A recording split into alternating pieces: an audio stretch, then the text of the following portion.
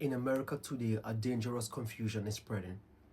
People treating political ideology as if it were God's command. The result? Christianity is being weaponized for power instead of practice for love. What is Republican Christianity? Or what do I define as a Republican Christian? So basically, when I say a Republican Christian or Republican Christianity, I'm talking about what is often called Christian nationalism. It's this belief that being a good American means being a very specific kind of Christian, usually white evangelical or politically conservative.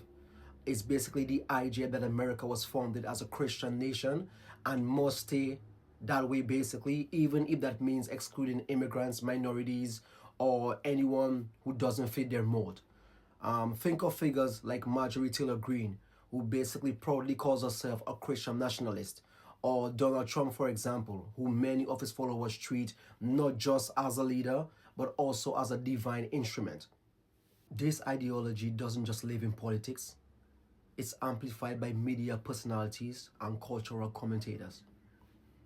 Take, for example, Candace Owens, who often believes Christian rhetoric with hardline nationalism, using faith to justify anti-immigrant and LGBTQ stances. And then there's Ben Shapiro, not a Christian himself, but often aligned with this worldview, defending policies that privilege conservative Christians, like Christian norms in basically our everyday public life. These voices together, they create an echo chamber where God becomes a talking point to own the lips instead of call to love your neighbor. And that's why many mainstream Christians across Catholic, Pentecostal, and even evangelical circles are speaking out against Christian nationalism. They basically call it what it is. It's idolatry. It's basically putting America first before God. And you are from Christianity Today to pastors across the country, faith-based groups.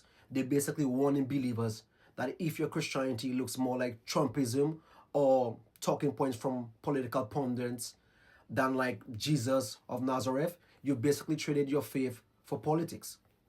So, the question is, are you following Christ, or are you following basically a brand of politics that is wrapped in his name?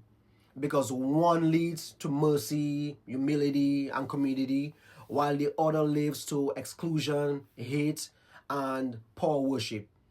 And those two paths couldn't be further apart. Here's the playbook redefined neighbor to only mean who look, act, and vote like you. They cherry pick scripture, quote the Old Testament about law and punishment, but basically skip over Jesus in Matthew 25, where he says, I was a stranger and you welcomed me. Then tie the flag and the cross together so tightly that questioning America feels like questioning God. And that is why the Trump rallies sometimes look more like revival meetings than political events. This isn't just rhetoric, it shapes policies.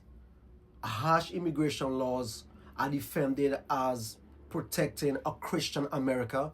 LGBTQ plus rights are basically rolled back in the name of morality. Even programs that help the poor, they get attacked because compassion is reframed as socialism. But here's the truth. Real Christianity doesn't build walls, it builds tables, basically. So, the Bible is clear. The greatest commandment is to love God. And the second is to love your neighbor as you love yourself.